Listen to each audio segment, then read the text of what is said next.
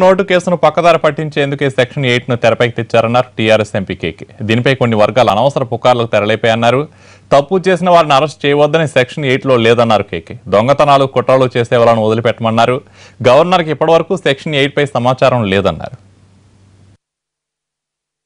ఒక దొంగ పట్టుబడ్డాడు.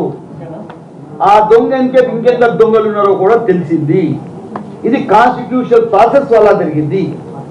ఎందుకంటే మా ఇంట్లో దొంగ పడుతున్నాడు అని ఒక ఆయన కంప్లైంట్ చేస్తే ఏసీబీ వాళ్ళు దానికి పకడ్బందీగా ఒక వాళ్ళ ఇన్వెస్టిగేటివ్ మెథడ్స్ ప్రకారం మైకులో టీవీలో ఏదో పెట్టుకొని వాళ్ళకి తెలుసు. I'm not interfering at all. వాళ్ళు ఆ పద్ధతి వల్ల ఒక దొంగని పట్టుకున్నారు. ఇక్కడ ఒక కొట్లాట ఇది లేదే, ఒక లాఠీ చార్జ్ కాలేదే, ఒక స్ట్రైక్ కాలేదే. ఇక్కడ ఏరియాలో కావాలా, ఈ ఏరియాలో ఏం కాలేదే. స్కోప్ ఫర్ ఇంప్లిమెంటేషన్ 8 ఈవెన్ మీ మిస్ఇంటర్ప్రిటేషన్ ప్రకారం కూడా స్కోప్ లేకుండా పోయింది.